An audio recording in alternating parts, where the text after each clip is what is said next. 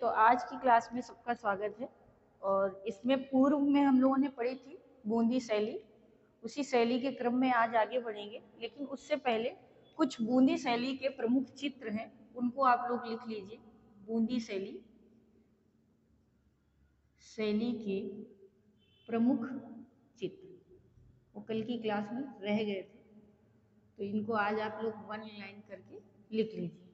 कभी कभी पूछता है कि किस शैली से कौन सा दृश्य प्राप्त हुआ है, तो बूंदी शैली से जो है जो भी चित्र प्राप्त हुए उनको लिख लीजिए। तो पहला है राग दीपक। राग दीपक पूछा जाता है, राग दीपक का दृश्य कहाँ से प्राप्त हुआ है? राग भैरवी। राग भैरवी। नेक्स्ट है आपका कांटा निकालती हुई स्त्री। कांटा निकालती हुई स्त्री, ठीक है। नेक्स्ट राधा कृष्ण का मिलन। राधा कृष्ण का मिलन, ऐसा दृश्य भी यहीं से पाया गया। नेक्स्ट है आपका राव सुरजन सिंह का हाथी। राव सुरजन सिंह का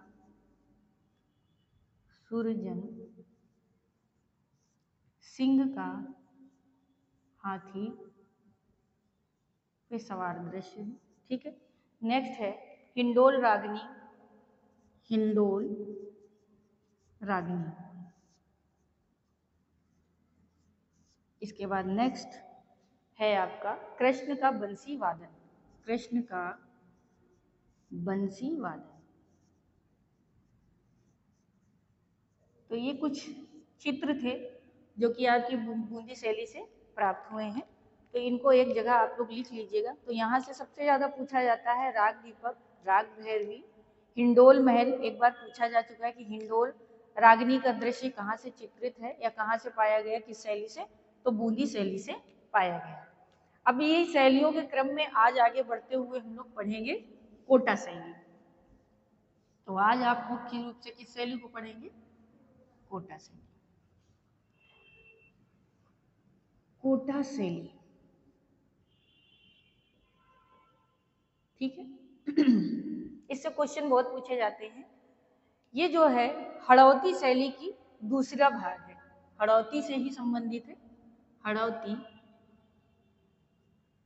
शैली की उपशैली, उपशैली, ठीक है। ऐसे भी सुनते होंगे कोटा कहाँ है? कोटा राजस्थान में, ठीक है। स्वतंत्र मतलब अस्तित्व, इसे जो स्वतंत्र रूप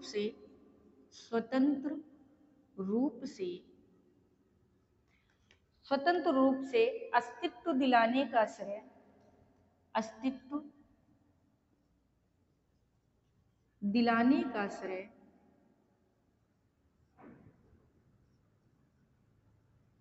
है ना, यानी जो ये शैली है इसको स्वतंत्र रूप से अस्तित्व में कौन लेके आया या किसने इसको अस्तित्व दिलाया?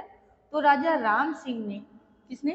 राजा राम सिंह ने इस शैली को स्वतंत्र रूप दिलाया। कब दिलाया?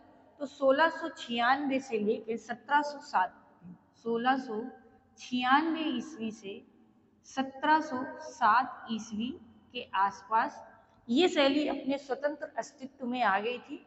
किसके शासनकाल में आई? राजा राम सिंह के शासनकाल में आई। सिंह रह गया, लिख लीजिए। राजा राम सिंह के समय में आई। इसके बाद बात करते हैं कोटा, जो कोटा राज्य है, इसकी स्थापना, यानी कोटा राज्य की स्थापना, ठीक है। कोटा राज्य की स्थापना माधो सिंह ने किया था। माधो सिंह हाड़ा ने। किसने? माधो सिंह हाड़ा ने, ठीक है। इन्होंने किया था। किस सन में किया था? तो माना जाता है कि 1631 के आसपास इन्होंने किया था। 1631 के आसपास इन्होंने राज्य की स्थापना की थी। लेकिन अगर हम शैली की बात करें तो सबसे पहले अस्तित्व में जो लेके आया था वो कौन थे? राजा 1696 में राजा राम सिंह जो है इसको अस्तित्व में लेके आए थे। अब इसकी स्थिति जान लेते हैं, भूमिका यानी भौगोलिक स्थिति ये है कहाँ पे। तो बूंदी जिले से 35 किलोमीटर दूर, बूंदी जिले से 35 किलोमीटर दूर, ठीक है, 35 किलोमीटर दूर, जयपुर से 240 मीटर दूर, जयपुर से 240 किलोमीटर दूर या 40 किलोमीटर दूर चंबल नदी के तट पर, 40 किलोमीटर दूर चंबल नदी के तट पर क्या स्थित है आपका, कोटा, ठीक है। यानी बूंदी से हम 35 किलोमीटर और जयपुर से समथिंग 240 किलोमीटर जो चंबल नदी है उसके तट पर कोटा राज्य स्थित है, ठीक है। ये इसकी भौगोलिक स्थिति थी। अब बात करते हैं शैली की खोज कि कोटा शैली की खोज का श्रेय किसको जाता है, यानी अगर इसको जो अस्तित्व मिला या इसके बारे में जो जानकारी हमको मिलती है वो किनके द्वारा या किन्होंने खोजा था, जिनके द्वारा हमें कोटा शैली की जानकारी मिलती है। तो कोटा शैली की खोज का श्रेय, कोटा शैली की खोज का श्रेय, ठीक है, यानी किसे जाता है, तो 1952 में किसको जाता है, कर्नल टीजी गेयर एडरसन को, टीजी गेयर एडरसन को किसको जाता है, टीजी गेयर एडरसन को जाता है।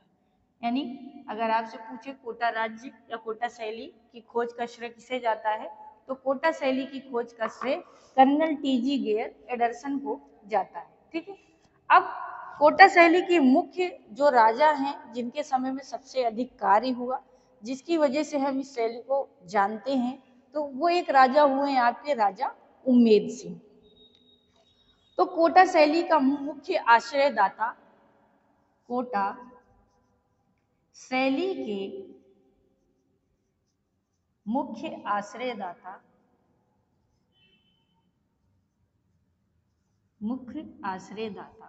ठीक है, कौन थे, तो राजा उम्मेद सिंह। कौन थे, राजा उम्मेद सिंह। अब इनका समय क्या था, यानी किस समय में, इनके समय में मतलब हमने इसकी मतलब मुख्य आश्रयदाता के रूप में हम जानते हैं, या इनका राज्य शासन कब से कब तक रहा, तो 1771 से 1820, 1771 ईस्वी से 1820 ईस्वी तक समय माना जाता है। और इनके शासनकाल में कोटा शैली अत्यधिक प्रसिद्ध थी। जो आपके राजा उम्मेद सिंह है, ये चित्रकला प्रेमी शासक के रूप में जाने गए, इसीलिए इनके समय में इस शैली को बहुत आश्रय मिला और कलाकारों को भी कार्य करने का मौका मिला। और इनको जो है सबसे ज्यादा शिकार पसंद था, यानी शिकार करना इन्हें बहुत ज्यादा पसंद था, इसीलिए कोटा शैली में सबसे ज्यादा हमें शिकार के दृश्य प्राप्त होते हैं।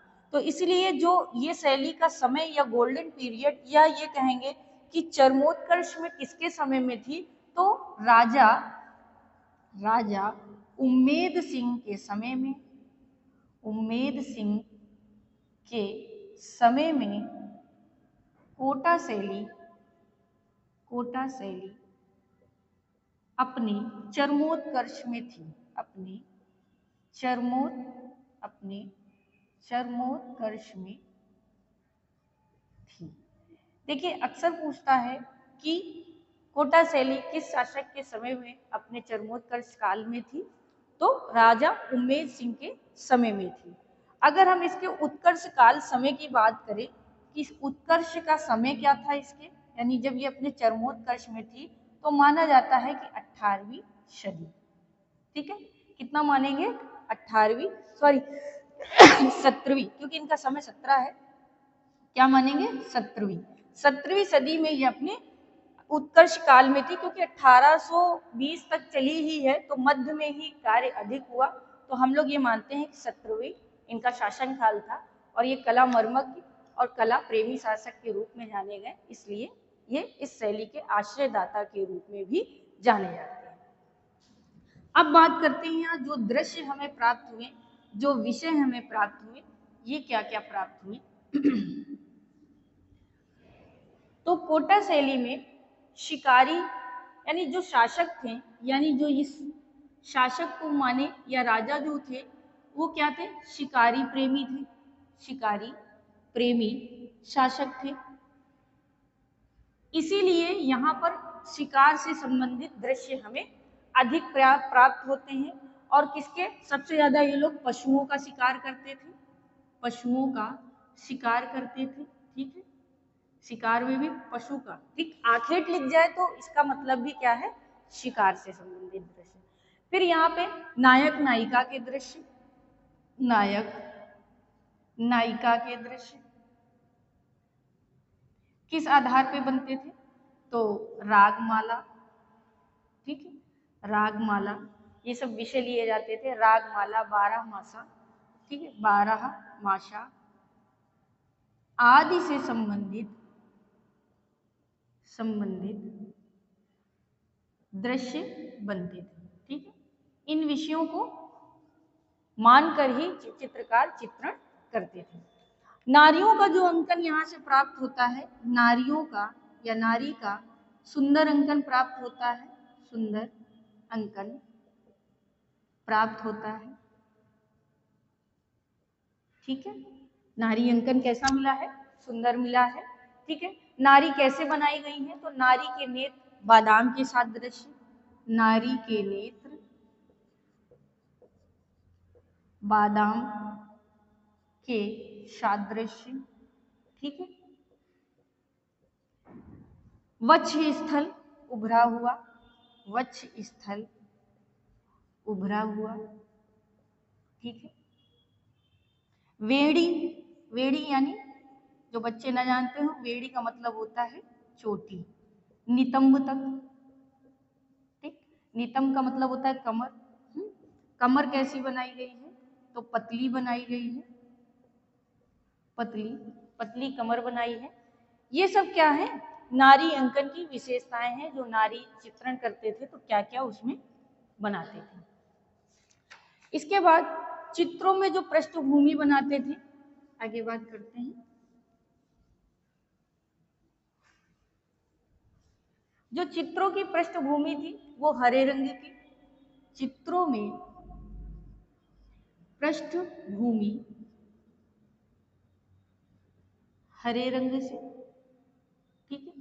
पृष्ठ यानी जिसको हम लोग कहते हैं एक तरीके का धरातल, पृष्ठभूमि पर गुलाबी एवं भूरे रंगों का पृष्ठभूमि हरे रंग से व गुलाबी व एवं, ऐसे लिख लीजिए, एवं भूरे रंग के संयोजन से, है ना, या संतुलन से कर लीजिए, चाहे संयोजन से, संयोजन का से या संतुलित प्रयोग किया। यानी कि यहाँ की जो चित्रकार थी, पृष्ठभूमि का मतलब होता है जो धरातल है उसको हरे रंग से और गुलाबी व भूरे रंग का संयोजन से वो लोग क्या करते थे, संतुलित रूप से चित्रण करते थे। अब बात करते हैं यहाँ प्रमुख चित्र, यानी जो चित्र है वो कैसे हैं, प्रमुख चित्र कौन कौन से हैं या कौन कौन से प्राप्त होते हैं। तो राम द्वारा हिरण का शिकार का दृश्य क्या है, राम द्वारा हिरण का शिकार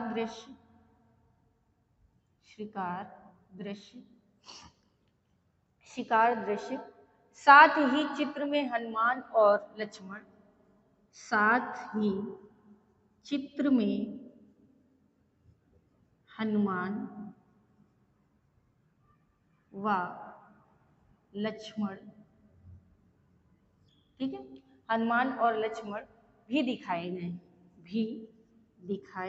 गए, यानी ये एक चित्र यहाँ से प्राप्त हुआ है जिसमें दिखाया गया है कि राम हिरण का शिकार कर रहे हैं और उनके साथ हनुमान और लक्ष्मण भी उपस्थित हैं।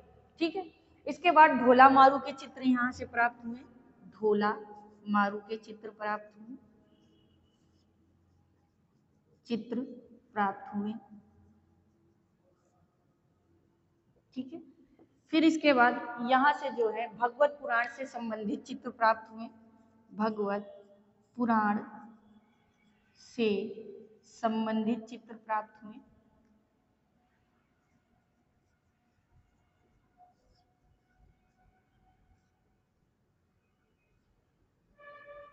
ठीक है, इसके बाद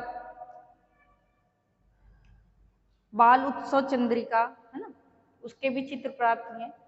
बाल उत्सव चंद्रिका, बाल उत्सव चंद्रिका के चित्र प्राप्त हुए।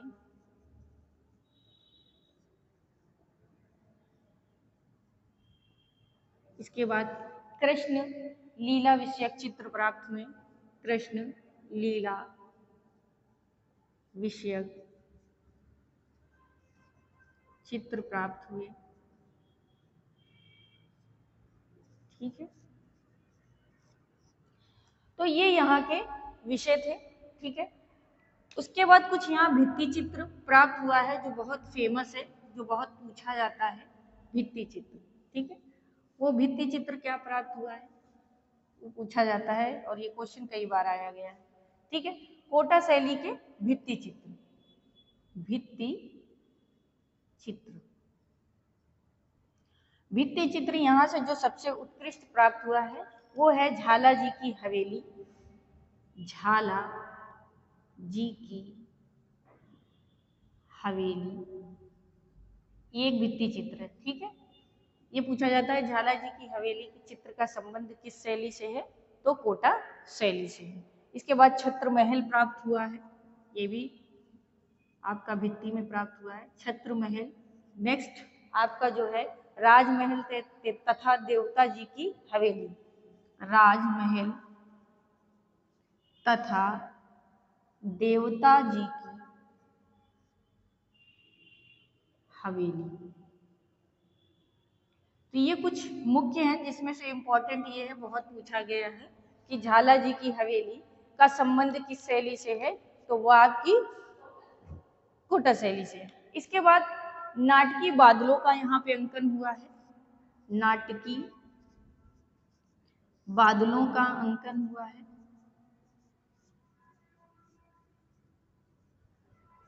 अब नाटकी बादलों का मतलब होता है कि बादल जो दिखाए गए हैं वो नाटक के अनुसार नाटकीय रूप में बनाए गए। ठीक है, अब बात करते हैं यहाँ के प्रमुख चित्रकार।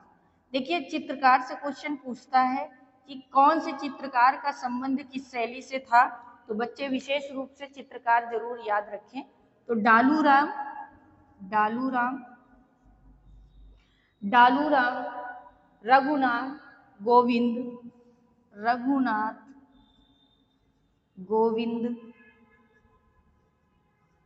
गोविंद, रघुनाथ गोविंद और नूर मोहम्मद लक्ष्मी राम, नूर मोहम्मद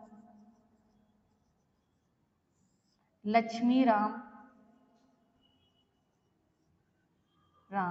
आदि है बहुत, लेकिन ये मुख्य हैं और मुख्य को जरूर याद रखिए।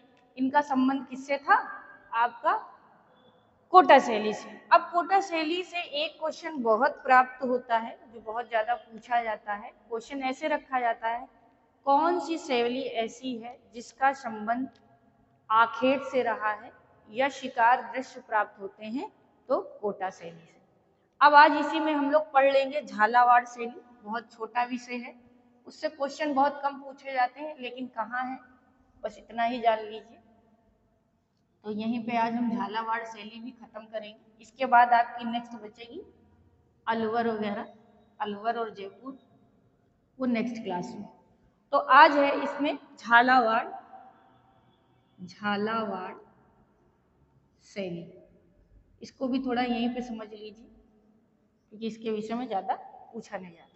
ये क्या है, ये कोटा की उपशैली मानी जाती है, कोटा की उपशैली मानी जाती है।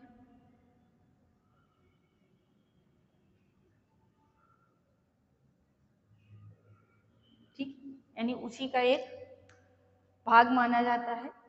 और ये मुख्य रूप से कोटा शैली से प्रभावित भी थी ये शैली। ठीक है, इसके बाद झालावाड़ राज्य की स्थापना, झालावाड़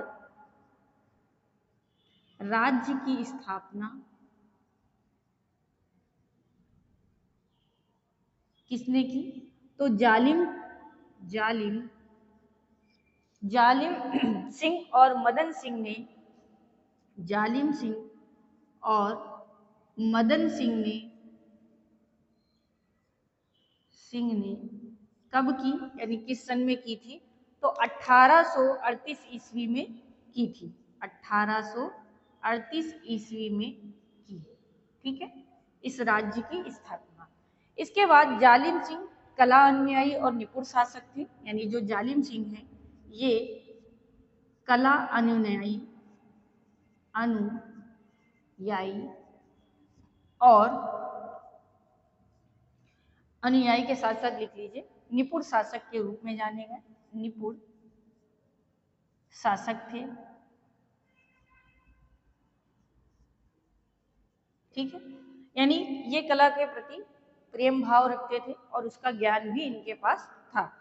यहाँ से जो सबसे उत्कृष्ट चित्र प्राप्त है, सबसे उत्कृष्ट या उत्कर्ष चित्र, तो वो कौन सा है ये देख लीजिए। तो जो यहाँ से सबसे उत्कृष्ट चित्र प्राप्त है, तो प्राप्त है झालरा पाटन के एक कमरे के आले में। झालरा पाटन के एक कमरे में, ठीक है, एक कमरे में, कमरे में बना, कमरे के आले में बना राम दरबार का चित्र। कमरे के आले में बना राम दरबार का चित्र।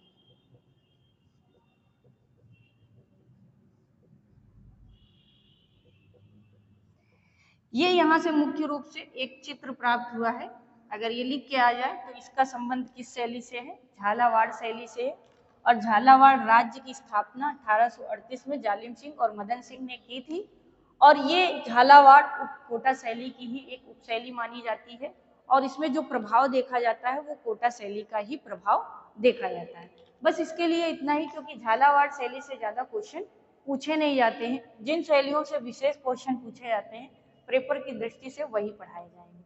अब आगे आपकी जो होगी वो अलवर शैली होगी। क्लास को लाइक और सब्सक्राइब करते रहे। आज के लिए इतना ही।